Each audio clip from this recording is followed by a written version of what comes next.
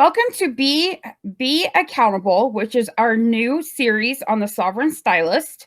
And while you're here, go ahead and give us a like and give us a follow, and you'll be able to get alerts every time that we are on, and you can learn from us. So today I am with accountant Rose, and we are going to answer your questions. So the first question is it really necessary for an independent stylist to have an accountant? Absolutely not. As long as they have the proper tutoring or education to do it themselves, have at it. I actually encourage all of my clients, even if they don't do it themselves, to be able to do it themselves. That way they can at least know if they're being taken for a ride, and they can, when they look at a report, they know what they're looking at. A lot of it is about educating yourself, and that education is out there. Like, I don't have an accountant, and when I was a booth renter, I didn't have an accountant. I did all of mine on my own, and did have the ability to reach out to like a family member who is an accountant if I had questions. But just using your resources is a good way to go. Absolutely. So why is it important to keep up with bookkeeping? Well, bookkeeping is really the backbone of your business in terms of the financial health. So when you have your books in order, you can do things like get PPP grant money. You can apply for loans. You can take on investors when you get to that point. All of those things require up-to-date financials, and it's going to cost you a lot of money if they're not there. Also, you may not know exactly what you're spending and what you're making, and if you don't, you really should get a handle on that, because you can't have good financial health without the education. Right. So what kind of bookkeeping do independent stylists and salon owners need to do like every month?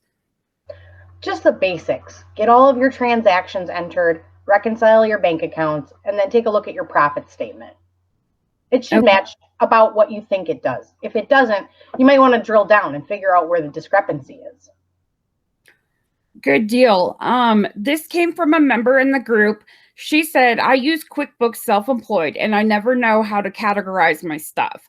Obviously, the basics like color and back bar are materials and supplies, and batteries go with office supplies. But what about the decor that I buy? Is that furniture, or what about the amenities that you buy for clients? And what about office supplies? Where does education go? She would like a breakdown, and we had other people ask this too. Okay, so the short answer is it depends. And to compound on that, it's really dependent on what is really important to you and how you track things. QuickBooks Self-Employed is great about mapping things to your Schedule C to flow right into your tax return. You want to make sure that you're being compliant with reporting. Otherwise, it doesn't matter where you put it. So supplies are supplies, but if you want to break it down further so that you have a better handle on where your money is going, by all means, create extra, expense accounts so that you can track those specific things.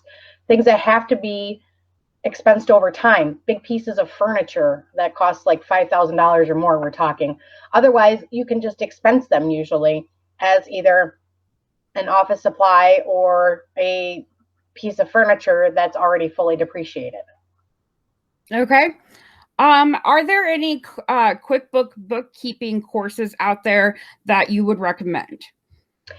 It really depends on your level of need. So if you're pretty good about learning stuff yourself and you have the time and you have the patience, you can go onto the Intuit website and find free training there. I haven't gone through that training, so I'm not sure how good it is. But the other option is to find a bookkeeper who is willing to train you, or to so I have like a one-time setup fee. Like for some of my clients, what they want is they want help setting it up, and then they want to be able to come to me with questions. So I get them all set up, I get everything integrated and ready to go. I show them how to do it, and then I back off and let them do it, and then they come to me with questions. So if that's more your speed, find somebody you vibe with that can teach you how to do it.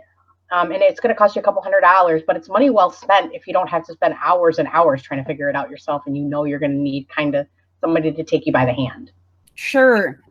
I am an independent stylist. Do I need to have an EIN? And do I need to have a separate business banking account? So those are two separate questions. The first one is no. You don't need it, but it will be much easier for you, especially when it comes to liability insurance, to have a separate legal entity to take the hit if something were to happen. I always recommend that you do it. It doesn't cost you anything, and it's like 5 minutes worth of paperwork on the IRS website. So I always recommend that. As for the bank account, also, no, you don't absolutely have to, but you really want to keep your business expenses separate from your personal ones in the event of an audit. An audit would just be a nightmare if they had to try to comb through, and then they're digging all into your personal expenses. Nobody wants the IRS doing that. So I always say keep it simple. Keep your bank account separate for your business expenses and income. Draw the money into your personal account when you need it. And then there's no worry and confusion. If you get audited, you just hand them the records and everything's good. Well, and the other thing is too, is like with the EIN, it is so simple to get and it's free, and you just answer some questions on the IRS website and then you get it like right away. You're going to need that number to, if you want to form an LLC. Yep. If you, there's a lot of states that if you are going to collect sales tax on retail, that you need to have an EIN. And also, a lot of banks will require you to have an EIN if you're going to open a business banking account. So a lot of times people will associate the EIN with, they'll say, well, I'm not going to have employees, so I don't need one. That's not all that number is for. Essentially, isn't it like a social security number for your business? Yes, it is a separate social security number for your business. So that's just even less places that you have your actual social security number out floating around for people. A lot of people, when they're starting out, when you get like an EIN and you get a business credit card, they will require both of those numbers because you will have no business credit with the EIN. Right. Obviously, when you create it, it's like being born. You're not going to have anything. So having those two numbers in conjunction can help both your personal and business credit at the same time.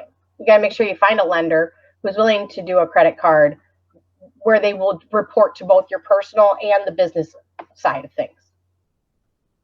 Cool. So that's all we kind of have for today. This is going to be a regular series that we do.